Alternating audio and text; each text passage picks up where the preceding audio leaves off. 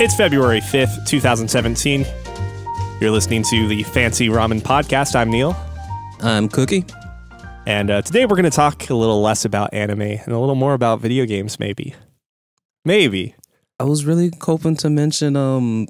No, we can. I just can't. Kiss him, not me. I can just not elaborate as much this time around because I've been playing way more video games lately, or this last week.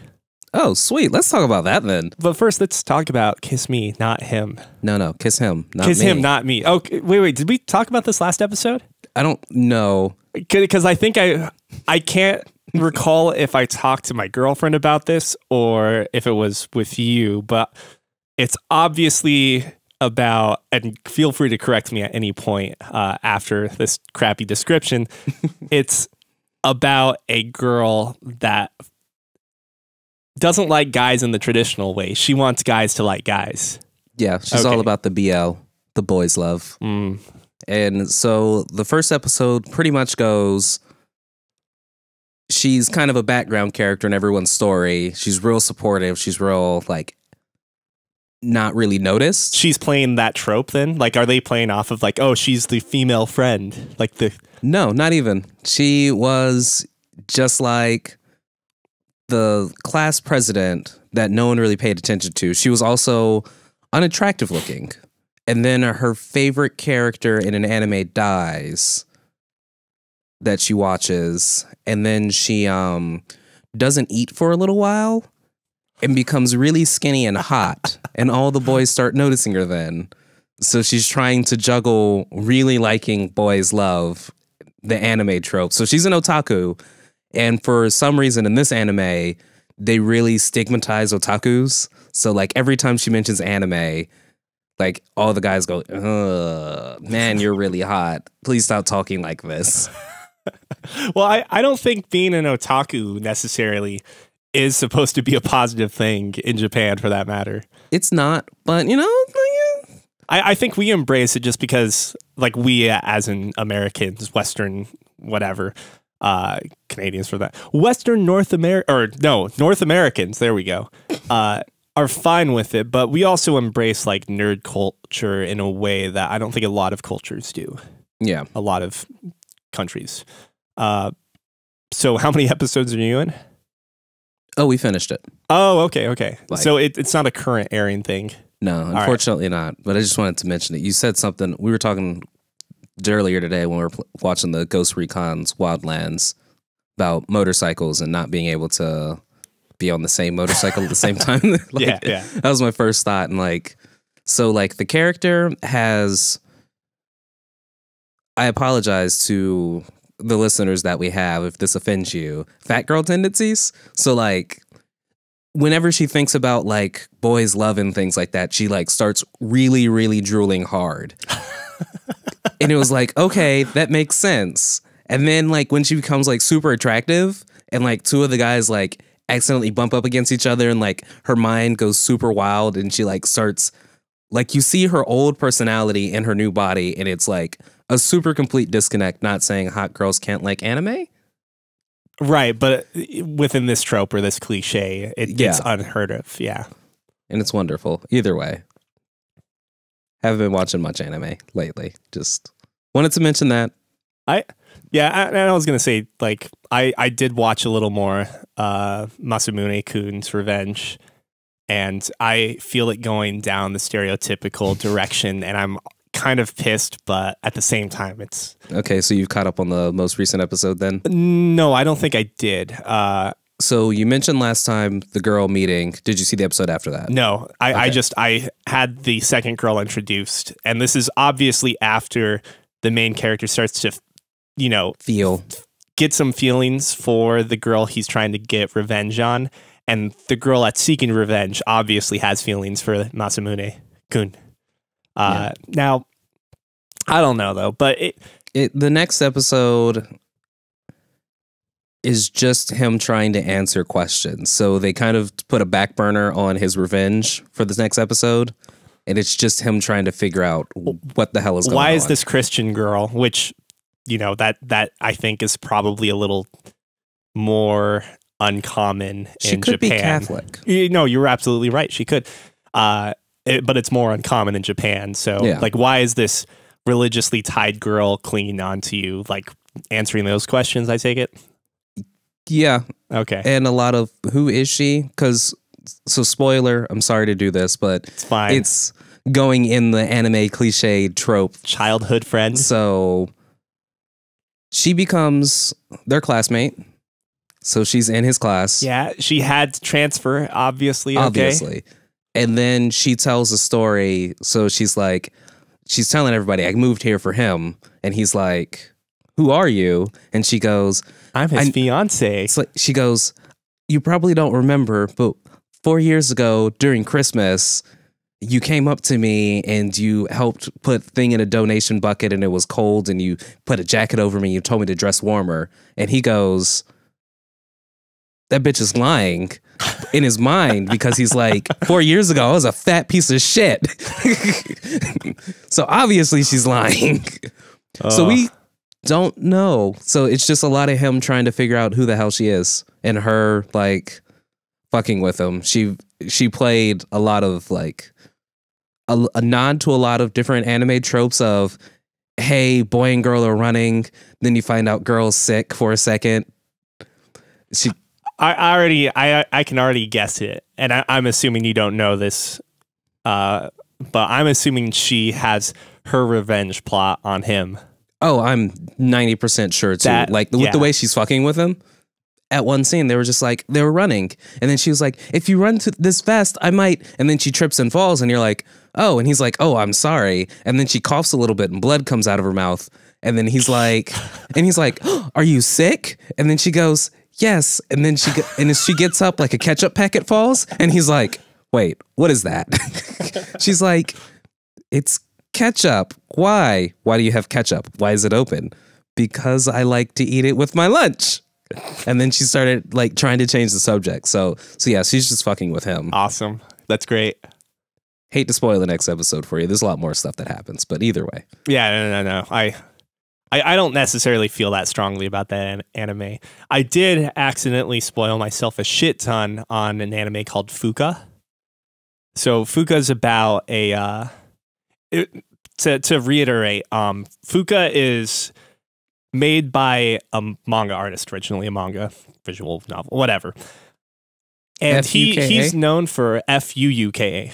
He's known for having like some very, at least this is me saying this about a series I have just kind of picked up.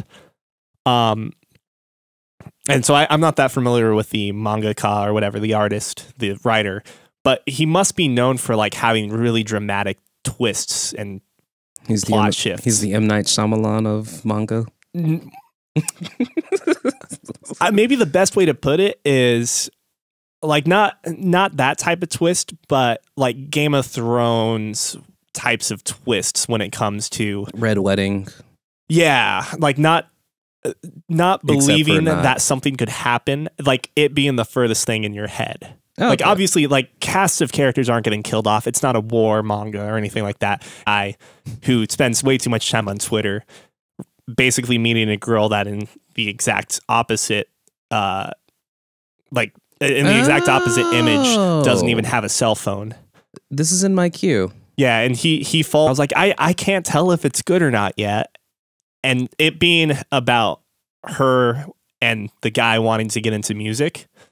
So they make a band. Oh, spoilers! Nope, I'm all in now. That's it. So anime about a band, game over, man. My issue though is that when animes try to pull off like, or when animes try to do the whole like rock band or music thing, I get really judgmental about things I really shouldn't be going over. Like I see the drum kit and then I see 57s not only used as overheads, but they're pointing in the wrong direction, and I'm just like, what are you doing? You can't do this. Did you watch K-On? I started watching K-On! I still need to watch it. Oh my god, this is like the pretty best. Good. Like they're just like, yeah, we're a band now. And by the end of the first season, one person like, man, you guys look like you're having so much fun. You guys suck. Yeah. Like, just like, yes. So I'm watching that with my girlfriend, and so I like, it's just whenever we both feel like watching it, which is unfortunately not too common or not too often. But yeah, I really liked how it offered a little bit of realism to it. And they actually did some research on the gear they were doing too. A little bit. There are some weird things like this young girl who's like, what, 14, 15, wants to play a Les Paul.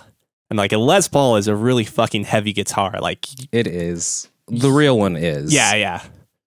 And then like I even noticed that one of the characters, the black-haired bassist, is wearing some AKG K271s, which are like some pretty nice, you know, $400-ish headphones. I actually have a pair, and when I saw those, I was just like, oh, oh, respect and mad props. So you know, they do some due diligence, but at the same time, just like in Fuka, like the animators don't necessarily know exactly how to draw people playing music. So there are some unbelievable points. And again, this is me nitpicking the shit out of it, but it's like, why is there bass playing in the song when, like in the song in the anime, when the bass player is like too stunned to play because like they're practicing and he's amazed by something? Why is there still bass playing?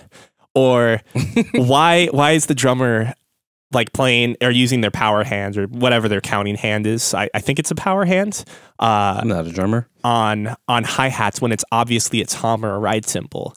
And those finger positions don't, like, they look super half-assed. Couldn't you have at least put in some bar chords? Just be happy they put in any kind of finger positions at that point. Well, I mean, they're just like laying their hands across the neck, and it's like, what are you doing? Are you playing muted strings at this point?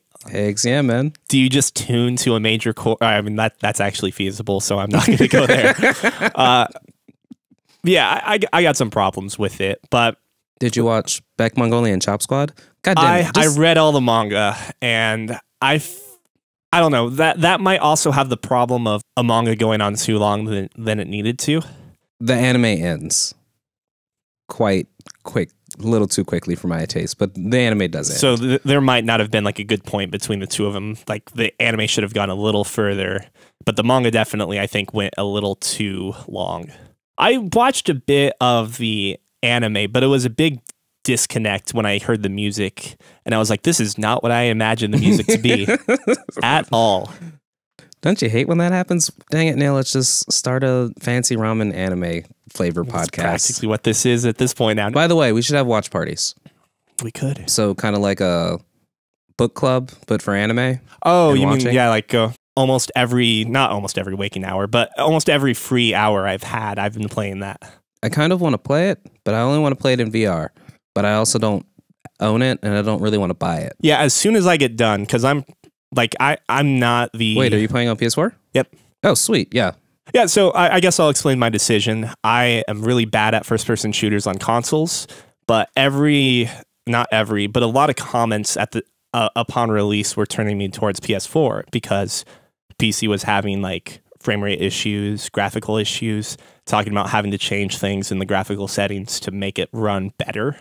And I was just like, you know what? Don't want to fuck with it. You know, just want that plug and play experience. Yeah. And it wasn't just for me. Like I wanted to play it, or I was going to play it with my girlfriend, like with my girlfriend watching. When that's the case, it's like, I'm willing to go through bullshit to get a game running well. Because it's not that that's not necessarily a hassle to me, but that's not something you want to have your significant other watching. So yeah, it's the PS4 just made more sense than the other thought too. Is like, well, and if I get it with a PS4 copy, as soon as I beat it, I'm not like the completionist achievement guy. I don't give a shit about platinuming anything. So as soon as I get done, which I'm hoping will be the next couple days, I can just throw the copy at you and you can give it a shot. Well, we'll record it. Obviously. And you'll actually have to see what it looks like so you can compare and contrast on whatever piece of shit TV you have and your doofus PS4 to my beautiful 4K TV and my PS4 Pro. And so that is one of the really nice benefits of having a game that was designed to have a strong PSVR experience. Because obviously having something run in PSVR means that it needs to run at a stable 60 frames per second, or, you know, a stable frame rate so no one's throwing up. Yeah. I mean, they could still throw up, but like the game runs fantastically. Aims like shit, or at least I can't aim it that well. I think that's the that's built into the game. But with a mouse though, it's apparently a lot easier. Like I've watched people play online and I just see headshot, headshot, headshot. In a game that's all about ammo conservation or resource conservation, being able to just know I'm going to get a headshot with like, you know, an occasional miss because they're moving seems amazing because, you know, I've never been good at console shooters because I don't think it's... No, there's nothing wrong with the control scheme. It's just I'm not good at using sticks to aim. No, it makes sense. I'm not good at using a mouse to aim. So one thing I hear about, so I'm like hearing like a mixed bag. I think it was, oh God, what was the percentage? I think it was like 30% of all people playing Resident Evil 7 everywhere on all things have chosen to play it in VR.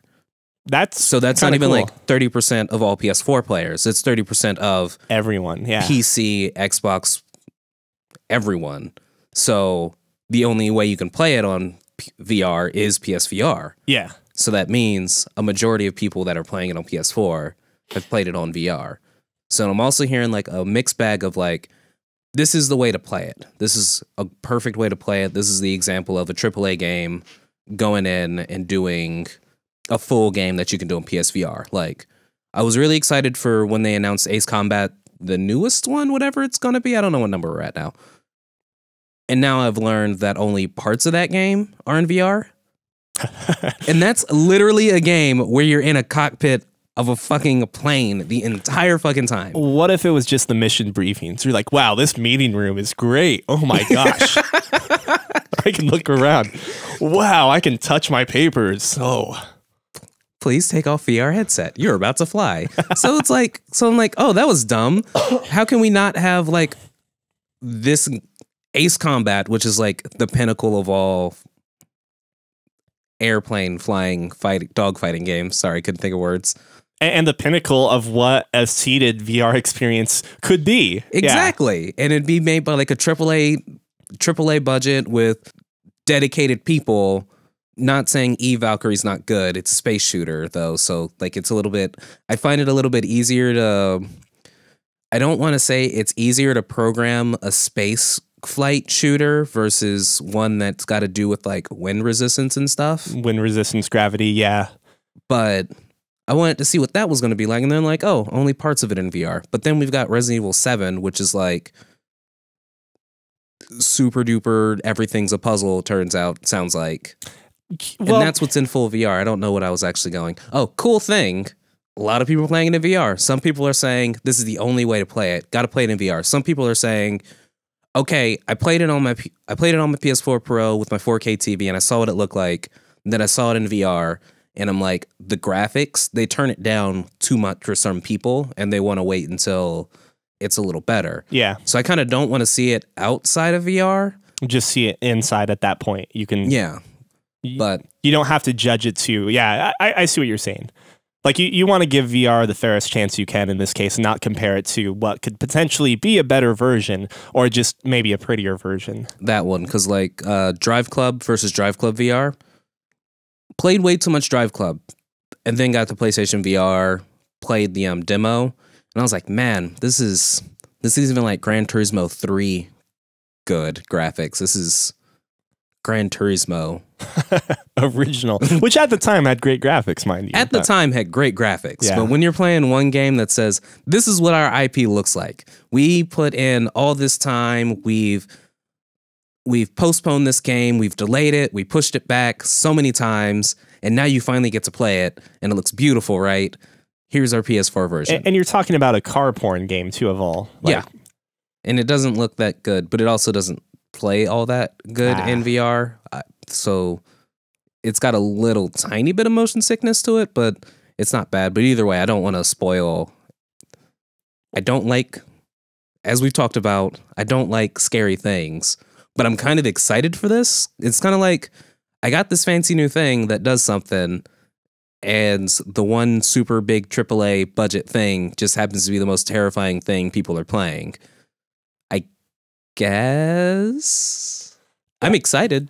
I was really wondering whether or not I would coach you through your RE7 VR experience. And I think I need to, at least at the start, because if you're not good with jump scares, it might be helpful, at least at the beginning of the game, to know that there are not going to be jump scares through this certain point. So that way you can at least get acclimated to the way it plays, the way it feels, and what you know. So that way I'm not just slowly creeping around every single corner. Yeah, exactly. Because you have to be comfortable with moving fast in that game. And so while we were on the topic of motion sickness, because I am really curious at how that will work, because there are a lot of different settings catering just to PlayStation VR that should help you, but who knows? Based on the demo, I played, so I guess you played Resident Evil 7, part of it at least. So the demo starts off with, I think it starts off, you're back in time, you're filming you're a cameraman standing in for this film shoot. That's part of it. Like you put in a tape and then you start, like it changes your role into the filmer. That one.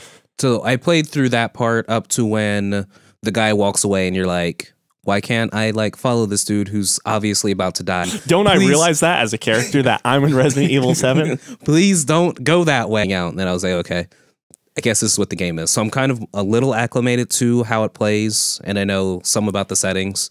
Well, the one thing that the demo doesn't do, and I wanna warn everyone that this is where I spoil the RE7 demo, is that the demo.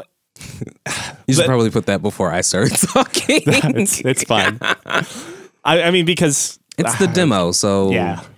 If someone was interested in playing it, they probably already have at this point. Played the demo. It's free. So the demo does a bad job of introducing you to the game as a whole, because the puzzles it features, they're cool puzzles. I don't know if it's an optional puzzle in the demo involving the hand, the mannequin hand, and getting fingers on it. Oh. And so basically, getting a thumb piece and a finger. I don't fucking remember. It's cool because you need to go and take that hand and point it at spots where people have been murdered. So like you have to examine the hands when you're looking at a spot and then move the hand over to the spot that person was killed, or a significant spot, how they were killed or whatever. And that's how you essentially progress through this puzzle. So that's really, really interesting. You don't really do that in RE7. In addition, the RE7 demo doesn't really have you participating in combat in the same way that you do in the game. Yeah. And the most important skill you need to pick up to be successful at RE7, aside from like your typical aiming bullshit, is being able to move in ways that will keep you safe, but also be short and swift to allow you to, put more shots in to stagger your opponent and move. They did a really good job adapting a traditional or classic Resident Evil game into a first-person mode or first-person game. And the puzzles, too, for that matter, are not nearly as, I dare I say clever, but they're clever in the Resident Evil way. They just don't play with the mechanic of having to point, like that specific finger pointing mechanic. It's all about like picking up a picture and then unscrewing the back, which you wouldn't know to do until you flipped it around, and then finding a key in there or something, or getting like this isn't in the game, but this is Resident Evil 1 and 2 for that matter, but like getting rubies or gemstones and putting it into a statue. It's totally that. It feels very faithful in that regard. Okay. But to touch back on the motion sickness thing, what worries me is that I actually had a bout of motion sickness and nausea playing non-VR. I've heard that. And so the motion blur is kind of weird. It doesn't feel like motion blur, like the motion blur is always happening. It doesn't seem like it's applied to everything in the game, and maybe that's what's throwing me off. There is a drug you can take in it that allows you to basically have heightened senses in regards to items. So if I take the drug, then I can see, I see little icons pointing out where I can find items. But when that happens, it kind of fucks with your field of vision in a way that, like, if you were messing with the slider in Minecraft. Oh. And it only does it on the outer edge. It's like, it kind of has like a fisheye effect just on the outer edges.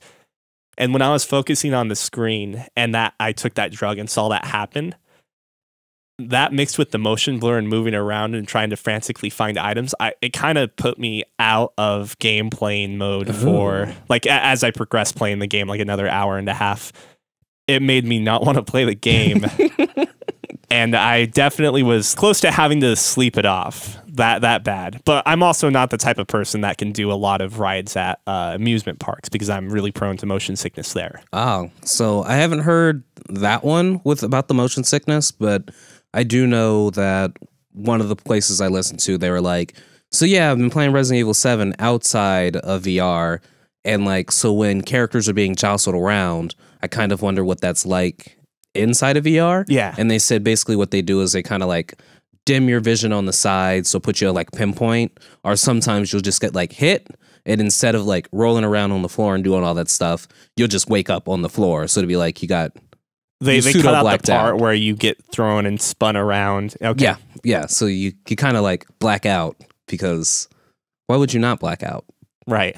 In real life. The other thing I absolutely want to be open with how much the game has scared me. Like when I was playing it yesterday during the day, it's fine. I'm really, really jumpy with these games and get really nervous playing horror games, especially in first person. Like the Resident Evil games have always been scary to me in some weird way I can't describe, but also campy. But you know, you can get through it. It's not a big deal. But going in first person mode and having this impending fear, especially knowing that the enemies are faster than you, or a lot of enemies are faster than you, just really wears on me, not knowing what's around the corner and such. So at some point, I've been trading off with my girlfriend, and she's been playing through mostly like a lot of the exploration, and then I'm taking it on during boss fights or during like tough scenarios or situations where she's having troubles like beating enemies. But so kudos, Tiffany. I can't say enough good things about it. There are definitely some design flaws, and I think when you understand the limits and the limitations of the enemies, you definitely can play that to your advantage, and it breaks some of the immersion. Well, once you find out that these common monster types can't get through doors, the most effective strategy if you're low on ammo is to push the door open partly, and the enemy's on the other side, so it can't open all the way, and unless you keep persisting. But you crack it open, and you wait for an enemy limb to go around the other side, like the opening of the door, and then you stab it with your knife.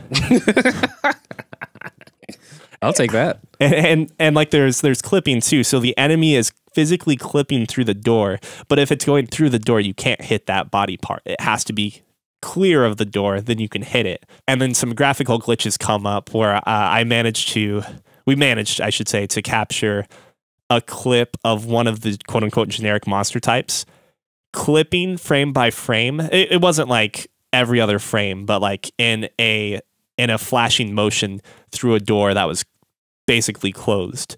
So the monster is flashing in and out of existence coming through this door halfway, and we're just looking at it being like, oh wow, okay, wonder what's on the other side of that door. Yep.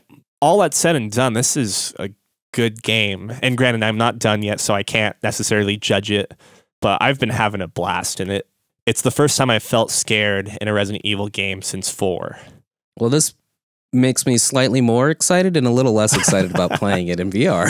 It's like, yeah, sure, everyone's saying it's scary, and I'm like, I understand, and I also understand that I'm a big baby, so we'll see if we get past like 45 minutes of Resident Evil 7 and then there's just clips of you guys like in real life, like literally strapping me to a chair and me like, no, don't take me away. Oh man. I don't know if we talked about this. I beat my first game in a while. Wait, which did you do this week, or did you do it last week and we forgot to talk about it? I literally don't remember when I played this damn game and beat it. But so I am not a completionist at all. Yeah. But talking with like Buck and the other guys, it's just like, yeah, they like really like to like find a game, focus on it, and actually beat it. And we were talking about a lot of Watch Dogs 2, and I was like, I got pretty far in that game. I should probably just, push on through and beat it. Didn't get that far in that game, turns out. But really? Yeah, I was like, But it's what else. But I finally I beat my first game, and I don't count like beating a Call of Duty campaign, beating a game, even though I haven't beat the last 2 Call of Duty campaigns. Is it because they've gotten so short now? Yeah, because they're like really short campaigns, so that I don't really count that. I'm thinking like an actual like wandering around doing stuff type of campaign. I usually just, play a game, then new hotness comes out, I get on the hype train, and that's it. But you've missed the hottest hotness of 2016, that being Titanfall 2. And I've gotten through 3 of the big Titan bosses on that. So I have Titanfall 2, still haven't beaten it. So I for some reason I didn't think you were playing it. I'm not playing it. How I've got it. How were you not like drawn in by the I doubt anyone. Well, I don't know if we should even talk about the special mechanics, the special powers you get in that game. How are you not drawn in by some of those phases or portions because of I didn't gameplay? get to any of the special powers, the special like things yet. Like I understand not Titan Souls. No, like the time travel one. Yeah. I haven't gotten to that. All I've done so far, the only cool one I've done was the annoyingly, hey, we're building this world around you. By the way, now it's sideways. Get to this point. And I'm like, I don't know how to handle this. Okay, I'm finally through it. Good, killed that boss. All right. Ooh, Watch Dogs 2 is out. Let me play that. Yeah. It's been literally that. It was like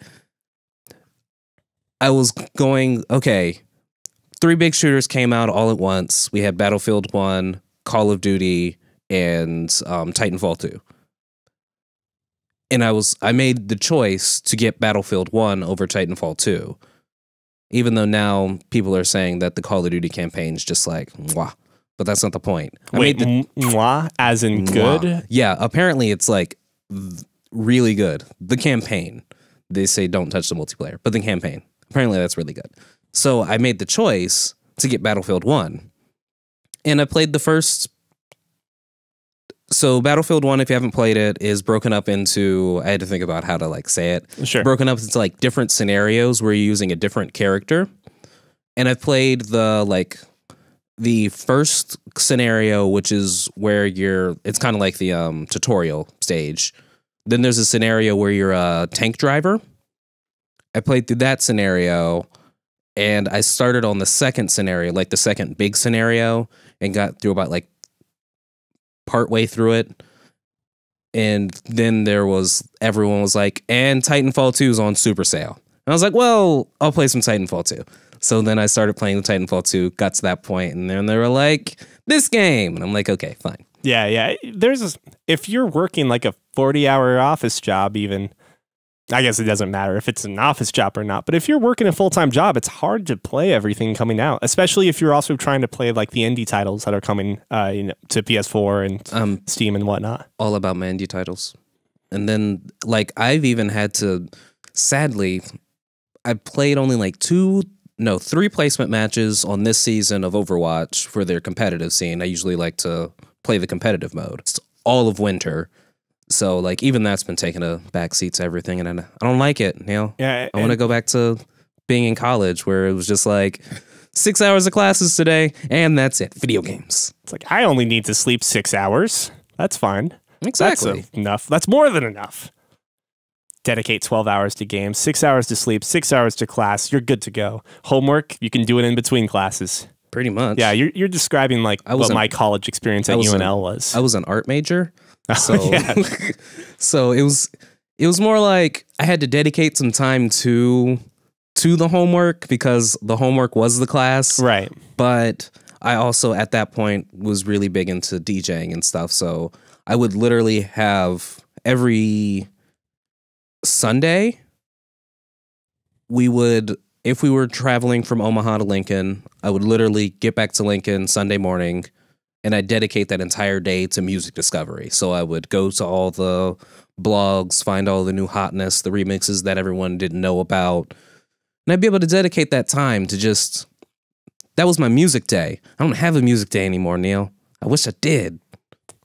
But then every other day was video game day. It's like Lizzie and video game day. And she's studying, I'm playing video games. It's all good. Hey, spending quality time together, right? Yeah. But now it's just getting old sucks. And I guess got to pick and choose the video games you play. Speaking of video games, picking and choosing that I'm playing, that I want to play at least, it's fucking Kingdom Hearts. I really want Kingdom Hearts 3, and now I've been thinking about this whole completionist thing. So yeah, so I finally beat Watch Dogs 2, and I'm like, yeah, I beat my first game in a while. And I've got, so you're recording me playing through Life is Strange, which I've kind of been like eyeing, and I've been like, oh man, episode 2, I could just play it. Yeah, we'll never know. And then you guys are also playing, you're recording with Buck and them Until Dawn. Yep.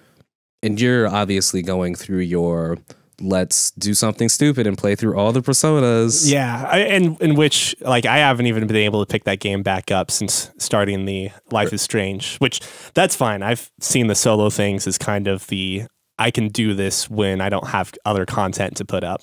No, that makes sense. Are you planning on recording Kingdom Hearts, you think, or? Yeah, so I'm kind of going to do what you're doing right now with going through an entire series, but instead I'm going to do a little more research on Kingdom Hearts, and I actually want to go through, because have you seen the timeline of Kingdom Hearts? No, I have not.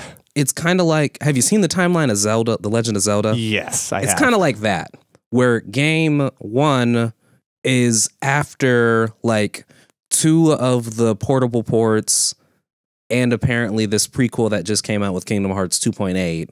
But I gotta ask, do they want you to play the games in chronological order or in the order in which they're released? Because there are times like talking about one of John's big things, Danganronpa. There are 3 games currently. There's Danganronpa 1, 2, and Ultra Despair Girls, which happens in between 1 and 2. But if you play that, there are massive spoilers for 2. So you need to play it 1, 2, then quote unquote 1.5. Like, have you considered that being an issue with Kingdom Hearts? I have, but I've also watched YouTube videos that explain the story of Kingdom Hearts. Oh, so yeah. I totally never even understood an iota of the story of Kingdom Hearts. Okay. And I've beaten Kingdom Hearts 1 and 2 and played a lot of, and by a lot of, just like 5 minutes of 365 over 7 or whatever the fuck the number is, because, man, that game was boring. It was so boring. So I don't understand the story at all. So I kind of want to, like, go through it, starting with the prequel and making my way up to when Kingdom Hearts 3 eventually comes out. I figure, unlike with your Persona, Kingdom Hearts 3, is it coming out ever? So I've got time, unlike with your Persona 5, which is in April, yeah. Which is actually coming out. Kingdom Hearts 3 is a myth. So I figure, even though I don't play games to completion a lot of the times, I want to record playing the Kingdom Hearts series in, like, chronological order, not of when the game was released. Yeah, but when the time period is of the game. So hopefully get an idea of what the hell is actually going on. Because a lot of the videos that I watch that say, and this is what this means, and this goes to this, and this connects to this, they draw more lines going backwards in time than they do saying, and this leads directly into this. They say no. You know how you played one with this Game Boy game that came out 7 years later is right before that happens. And then, so I'm going to start on my own little journey of just bought my own little HD capture card. I'm going to set up my tiny little voice recording mic on a little stand. So I'm going to record audio and get everything and sync it up and figure out where to upload it. I'll talk to you about getting on the Fancy Ramen podcast. I'll give you the password to it. The password is... no. But yeah, so I'm thinking about getting that started, seeing how this works out. Because I do want to play all the Kingdom Hearts. And I'm just, like, so pissed that they forced me to buy 2.8 because 2.8 has the very, very beginning of the entire story. So now we're getting into the actual Kingdom Hearts war, the Keyblade War, that's been just, like, sort of alluded to and talked about. Like the myth, if you will. Yeah, the myth of the Keyblade War. We're actually getting into that shit now with this 2.8 version. So the Kingdom Hearts 1.5, 2.5 HD remix that's coming out for PS4 soon, which I'm going to have to buy because I don't have a PS3 anymore, doesn't come with what's on 2.8. So you literally have to buy 2.8. Yeah, that's one of the things that has kept me away from Kingdom Hearts. And like I'll be like quite frank, when Kingdom Hearts the first one came out, me being like either an ignorant, stupid teenager, douchebag, whatever, was just like, they're Disney characters. Fuck that. And I threw it off. Obviously, I don't feel the same way anymore. But what prevents me from doing it or getting into the series now is just, it's like hyperdementia Neptunia. I don't know if you know that, but there are 3. Yes. There are like the 3 games, then the Rebirth games, and then there's like 5. Count it, like 5 titles that are not canon. And I don't like, apparently the original games are no longer canon, and then the Rebirth ones are now. Like it's not nearly as complicated as Zelda, for that matter, or Kingdom Hearts, but their timeline's still screwy. And I don't necessarily think I have any desire to play those games, but my girlfriend does. And when I was looking at them, I was just like, what the fuck? Like, I want to get these games for you for Christmas, but what games do I buy you? I don't know. And that same feeling came up when I was looking at Kingdom Hearts. So is 2.8, does that mean you get Kingdom Hearts 2 and then some other part? Or is that no, like 2.8 does not come with Kingdom Hearts 2. Okay. Unfortunately, 2.5 comes with Kingdom Hearts 2. See, and that's exactly what I'm talking about. Why is it so complicated? So I understand why it's complicated, and I also understand why it would be frustrating if it wasn't. So Kingdom Hearts is doing something that I really appreciate. A lot of games are like, hey, we have this series, or at least Kingdom Hearts at least is like, hey, we have this series. These are the games in the series. By the way, the real world exists, and there are like things that you can't like cross paths with. So this game's going to be on Nintendo. So you literally have to own this console to play this game with us. But it also has something to do with like major story plots of our world. So now they're just like, we made a mistake. Here, we're trying to fix this mistake. You can now play all of the Kingdom Hearts games on this, but instead of paying full price for each game over and over again, we'll give you Kingdom Hearts 1 plus 2 plus one of the 3DS games and all the cutscenes of the other 3DS games, because that game was boring as fuck, we know.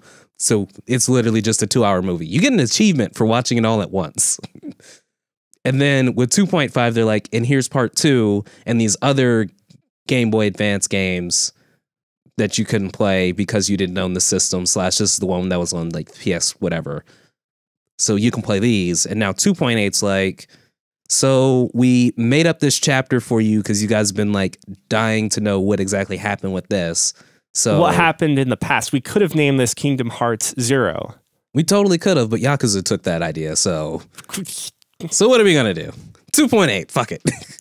So it's kind of like the half measure. And apparently, based on news articles I've been seeing and avoiding for dear life, the ending of 2.8 might be the beginning of 3. So they still might be fucking up their timeline. Some Front Mission 5 bullshit then.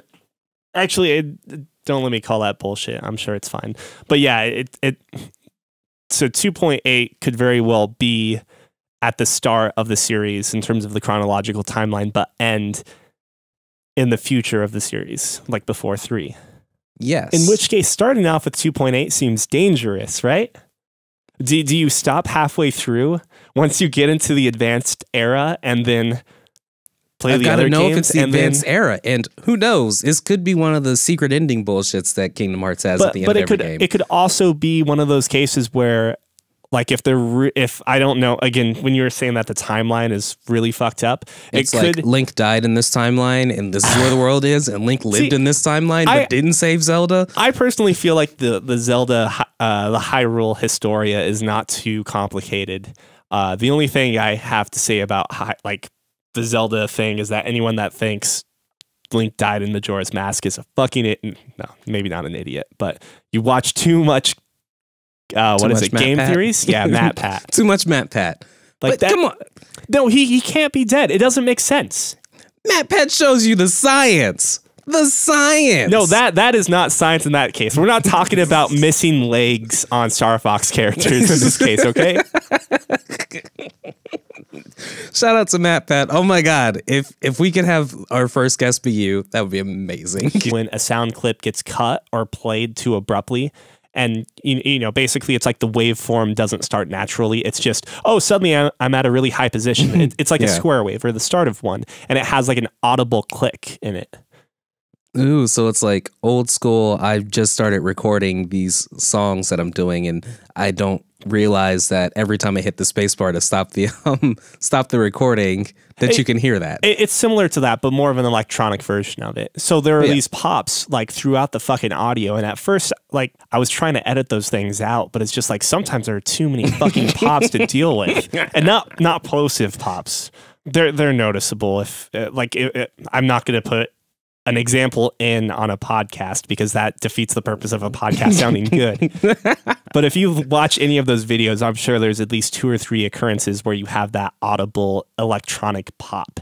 And it's not from my setup. It could be from the fact that I'm, again, playing it on a PlayStation TV. But fuck, like that remake could have been a lot better. But I mean, that game as a whole didn't age that well either, so... There was a dot hack series for the PlayStation 2 that I thought was quite a bit better and more action RPG-ish as opposed to stand in one place, hammer X repeatedly for attacks, getting hit, use a skill. It was called GU, dot hack slash GU. Anime and the manga, I guess too. But so the a prequel anime. So Dot Hack the game series came about, but before that, not too far before it, there was an anime called Dot Hack Sign, and that kind of alluded to the possible problems going on in this online game where the main character in Dot Hack Sign couldn't log out. Granted, there was that genre of anime that one anime did, and then no one else touched. Yeah, and I personally think after have you seen that? Yeah. Well, do you know?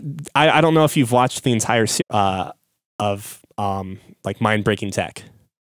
That has to play in on some of it too. Now, as to the pricing, I asked myself how much Final Fantasy 14. But either way, yeah. So like the pricing of ESO, like the game, I understand it's a free to play game. So you got to make your money somehow. But like Guild Wars 2 Guild Wars 2 both, or well, I know 2 like events that physically change the world.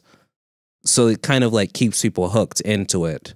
And these are like free things that are happening. But before we talk a little more about Guild Wars 2, what can we say to put Morrowind to rest? Oh, like what the fuck's up with the price? Who knows what's happening? That one, please. Email us at podcast@fancyramen.com. Thanks. Now, everything you're describing to me about Guild Wars 2 is exactly what I wanted from an MMO when I was capable of playing MMOs. Oh my God, it's kind of like amazing, but if you take a break from it, it's like, how do you pick it back up? How do you I'm not a role player within the sense of I role play speech and a character's story and such. But there's a sense of natural gameplay and roleplay that happens in these types of games. And so to be disconnected from a world for a couple months and come back to it and have it be completely changed, it's kind of hard to process. And it's also hard to get into a pre-existing world like this when so much has already happened. So they've got a really interesting little system for that. They say, hey, here's what you can do. If you're just now getting into Guild Wars 2, what we can do for you is put you in like your own like little temporary place, and you can play through the story of season 1, of year 1, year 2, year 3, so you can experience all the craziness that is. That's interesting. That's cool, actually. The main problem with Guild Wars 2 that got a lot of my friends out of it, with the unique personal story quests, so the story that happened that Lion's Arch getting destroyed was actually like a really big event. So it was like not in just the story mode, but also outside of the story. The story was really difficult. So you know how sometimes you can play an RPG, if you don't have any friends, you can play it by yourself and you can beat it. Guild Wars 2, you're going to need a full party to beat your own personal story. Let's say I start playing Guild Wars by myself and I want to experience the beginning story. How can I recruit pre-existing members that are playing Guild Wars but have already been playing Guild Wars for a while?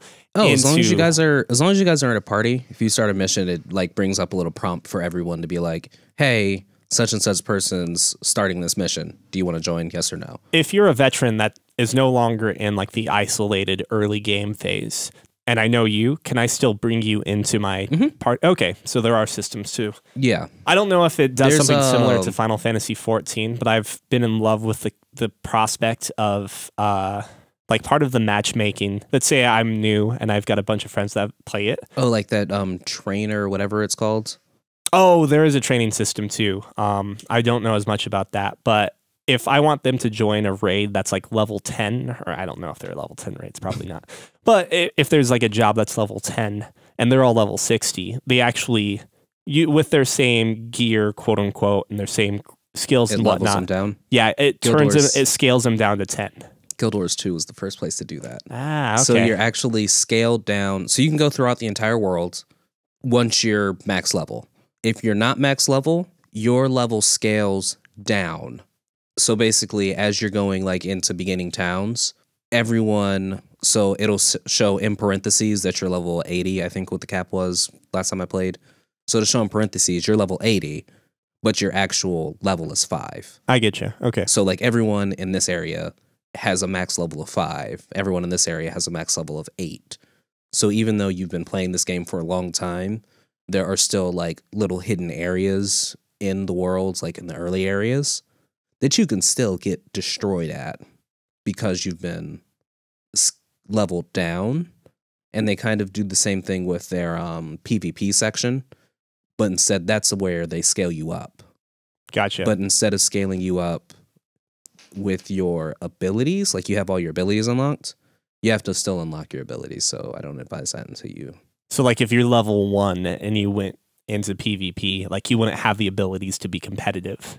Pretty much. And that makes sense like to me. One spell and that's it. Okay. But you wouldn't like die like immediately because you'd still have like the stats. Your stats would be up, but what you could actually do would not. Right. I get you. Now, if only an MMO could somehow implement gameplay like Dark Souls, I would be happy. Or For Honor for that matter. But probably not. Yeah, that's probably impossible. So you're playing Kingdom Hearts 14? Wait, Final Fantasy 14? Yeah, what did I say? Yeah, Final Fantasy 14? No, I'm not presently. I did for a bit, though. And it was before I realized that I just don't have time. Or there's no MMO good enough to make me want to go back and play MMOs. We should like... I'm not going to play an MMO. We should just like buy a month and be like, okay, so here's our little bit and we'll play a little bit. And you mean of 14 or? Yeah, of whatever the online one is. That got where they destroyed the world and rebrought it back. Anyway. Yeah. Our first game sucked, so we remade it. Here you go. Which I don't know of too many developers actually doing that. Amen. Did you play it when they rebooted the world? Oh yeah, I played it after it was remade. Good, right? Yeah, here's the thing. I think the soundtrack is amazing, and the story seemed relatively interesting, in which I usually expect nothing from MMOs to begin with. So that was a big plus.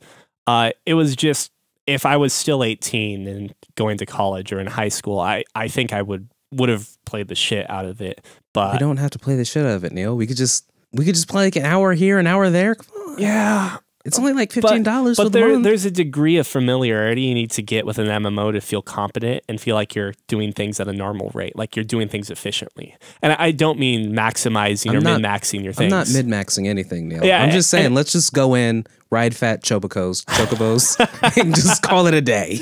And I don't even mean the min-maxing side. I just mean more like, okay, how do I do this? What do I do that? You have to play enough within a period of time that you can actually learn how to do it. So exactly. when me and Lizzie jump back into Guild Wars 2, we play at least for about a month, once a year. First 3 days are real rough. Yeah. It's like a lot of, how the fuck do I use? Let me just start a new character real fast, get to level 10 so I kind of understand how to play the game, and then we'll jump into our level 80 characters. If I do get into another MMO, there's one called like Tales or Chronicles of Peria, which is going to implement like more world building, and it also looks more like, to be completely honest, it's because it's Korean, probably half naked chicks. And no, not nearly that bad. It's not Terra. It's not Terra. No, man, did you play Terra? Terra was good, actually. I heard a lot of good things about Terra. Not the point. But this one has like more of a cel-shaded art style that I don't think is used as often in MMOs. And I was just like, oh, that actually looks pretty interesting. And the world building side of things too might be something that can catch my attention, even if I'm tired of doing like the typical combat quest adventure side of things. So I'm willing to try that once it comes out of beta. I'm also going to try Tree of Savior at some point, which is like the Ragnarok clone. I don't know. I don't get as much enjoyment out of MMOs unless I'm going like balls deep with friends. That's exactly what I was saying, or going to say, balls deep, and I'm getting into guilds, trying to participate and become like a really active member. Because otherwise, it's just like you're getting the half-assed version of it in some respects. Not saying you can't do that. I like getting the half-assed version of things. Yeah, but that's like just me. I want to be competitive, not necessarily in a PvP matter. It depends on the game. But I really want to try and carve a place out for myself, and that might be something to say a lot about it's like literally who I am. Literally just a sign that says, "Hi, my name is Neil. This is what I do." Put it right here. Please, no one destroy. Put a little fence around. But at the end of the day, it's just like I get more enjoyment out of well-written single-player experiences right now, and like well-implemented systems. So if that makes sense. So we don't know what Sea of Thieves is. Sea of Thieves? Sea of Thieves. It's the pirate game that's coming out on Xbox Anywhere eventually, maybe. If it comes out, would you want to do a fancy ramen pirate ship, basically? So like just the fancy ramen guys? Because me and you don't need Xbox Ones to play Sea of Thieves because it's Xbox Anywhere. So we can just play on our fancy computers. I do remember seeing that, and I'm kind of interested. We'll test the waters with the other guys. At the same time, we'll see. I guess your girlfriend would be interested in that, maybe. In Sea of Thieves? Yeah, possibly. Maybe. Like Lizzie would be down. Her criteria is it Desu? I'm not even joking. We can make it Desu. We can do that. Like, you know, she readily admits it. Is it Desu? Is it Desu? Then I might be interested. Lando Calrissian. I had something I wanted to say about this. Oh, yeah. So tell me about Lando Calrissian. So Lando Calrissian is the only black person in the Star Wars universe. The only. There are no others. Canon. We're not talking... I'm talking. Rogue One. I'm talking to the. Wait, Rogue One's not canon? I don't know. Rogue One might be canon. It's canon. It's made by the same fucking film company, isn't it? So is. All right. So how many black people were in Rogue One? One. So that means there are 2 black people there might in have been the galaxy. Maybe 2, maybe 3 black people. Oh wait. Episode 7 has. Oh wait, what's his name's in it as well? Yeah. So there are 3 black people, maybe 4, in the entire galaxy of Star Wars. Because we're talking to Samuel L. Jackson, right? Oh no! Yeah. Episode 7 though, the Imperial Trooper. I haven't seen Episode 7. Just FYI. Oh yeah, Finn, but he's technically Hispanic. Oh, no, is he? No, because they shut down the clone project because all the clones are Hispanic. Oh yeah. But no, yeah, Finn's not Hispanic. So Finn's black. You've got Samuel L. Jackson. You got Lando Calrissian, and the one guy who, what is his name? I feel so bad because he's like a really good actor. Possibly, not Cuba Gooding Jr. The dude from The Wire, the black guy from The I Wire. never saw The Wire. I never saw The Wire either. He was the black guy on the picture from The Wire. I don't from that even, one season I don't of even The Wire. know what The Wire. I know what it is, It's but a I show can't think. I can't about think real of people. the poster. But either way, it's Not in the galaxy of Star Wars, but in a galaxy called the Milky Way. Yeah. But either way, so there are a couple of black people, but Lando Calrissian is a smuggler. He's Han Solo, one of Han Solo's best friends. Yep. Also the guy who betrayed Han Solo and got him locked up in carbonite because Han Solo is just too fucking cool to get out of the handcuffs and jump out of the thing before they froze him in carbonite, because obviously he was being handcuffed when he was being lowered in. And then his hands were like, ah! I didn't even think of that. In respect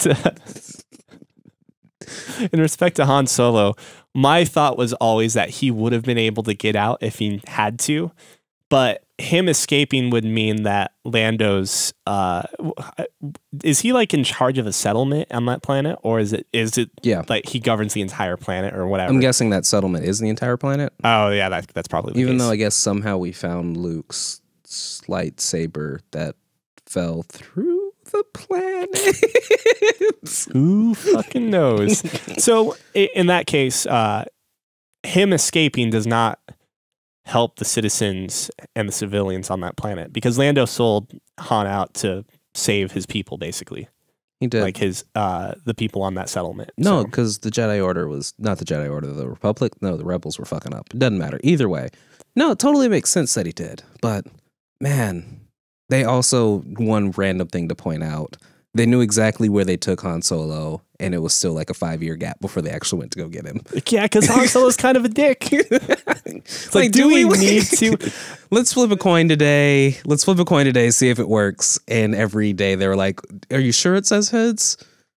Oh, it's tails? Good. Okay, we'll get him Nora. I just imagine Luke Skywalker doing push-ups. He's like, I don't think I'm ready yet.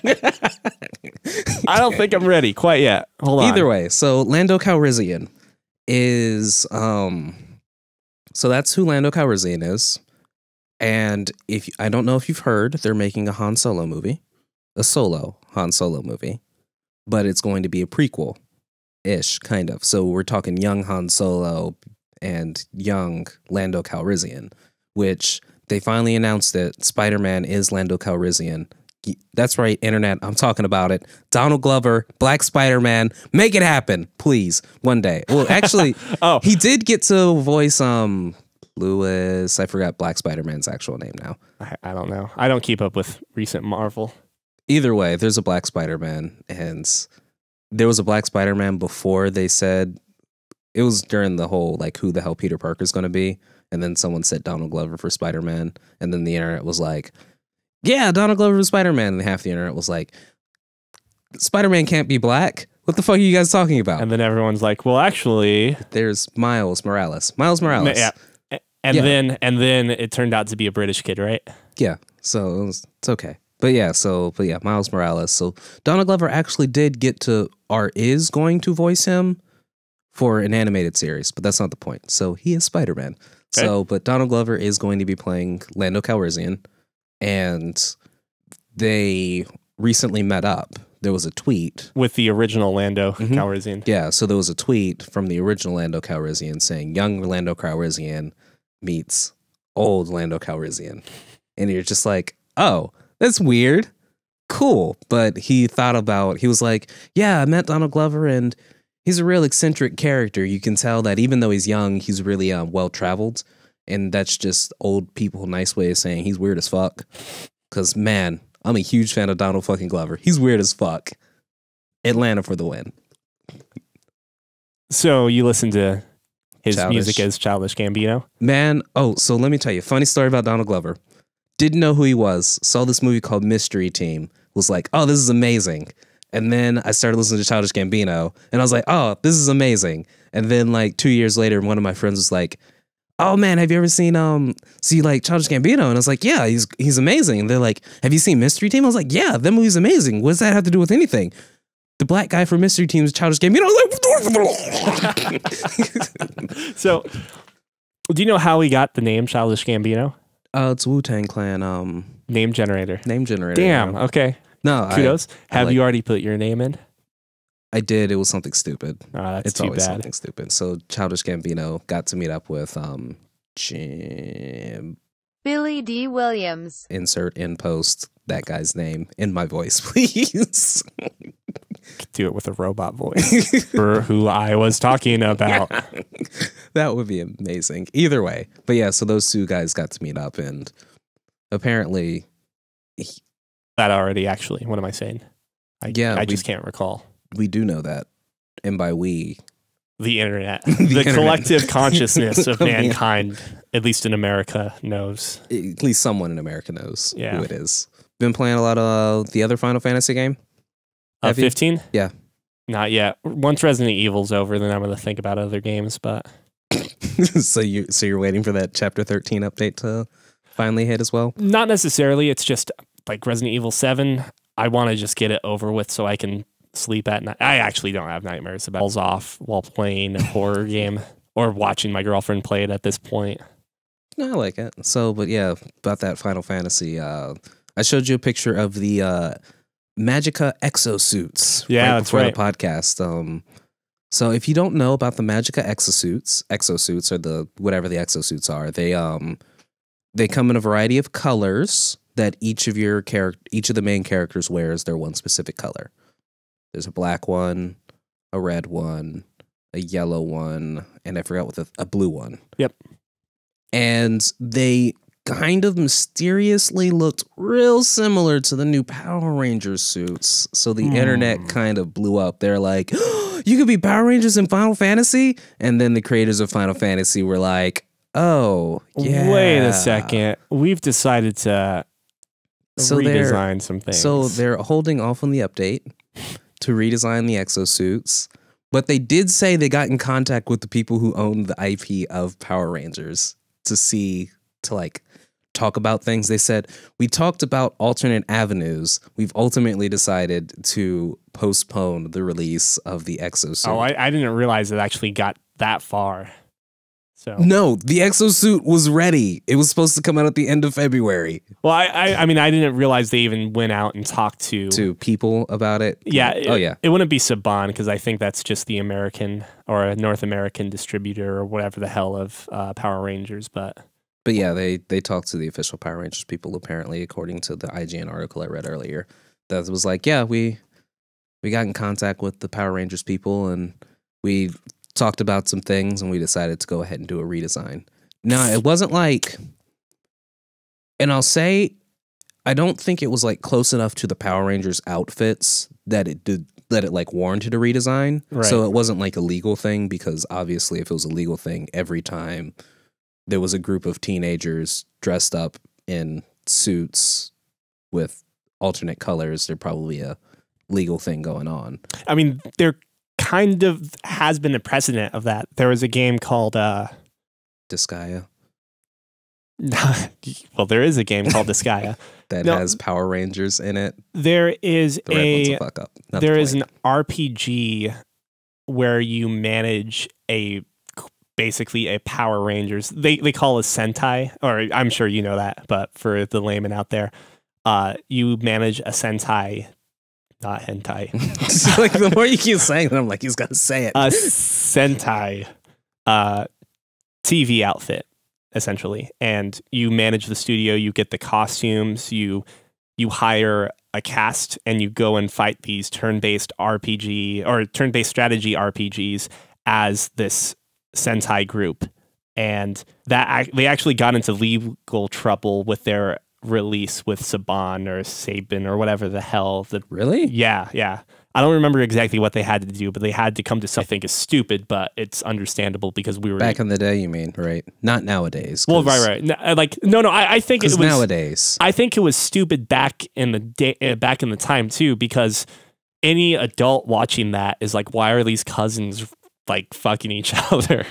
Because there's no mistaking attention. Maybe they're from Osaka, which is just my way of saying Japan's Alabama. Is that? Oh no, you're right, because people from Osaka and anime have that weird fucking country accent. Yeah. Okay. Yeah. It's okay. What were we talking about? Power Rangers. I'm excited for the new reboot. I haven't even looked at Billy's black. Billy was the Blue Ranger, right? Mhm. Was there He's still the Blue Ranger. Zach was the Black Ranger originally, but was there a black Power Ranger? I don't mean color, like no, but there was literally a ethnicity? black Power Ranger. Okay, He was also the Black Power Ranger.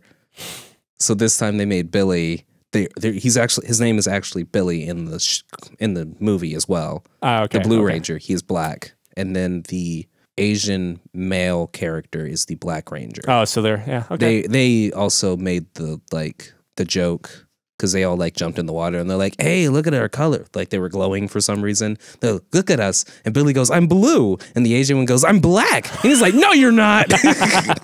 That's good. You're just like, "Oh, okay." So they did make that one thing, but either way, We're gonna skip the email section this week. did we get an email? I don't know. You'll have to find out next episode. God damn it, Neil! This was No, we didn't get an email. This is literally the first time you've actually said what the fuck the email was. I think you need to listen back to episode 2. Maybe. Either way, this has been the Fancy Ramen Podcast. I'm Cookie. And I'm Neil. Thanks for listening. GOMENASAI. Does that mean sorry? Yeah. If you tune in again, you'll probably see some more familiar faces from the Until Dawn playthrough. We're going to try and keep this regular once a week. You might come across some of these shorter episodes, which will just be populated, between Cookie and myself. If you hear lots of talk about anime at the beginning, it's just me and Neil. Yeah, it's probably just us. But on the flip side, definitely check in every week. Subscribe if you haven't already. If you're not one of the 10 people that have subscribed, that are all probably members of Fancy Ramen at this point. No, I got members and our family members, I guess. Family members, yeah.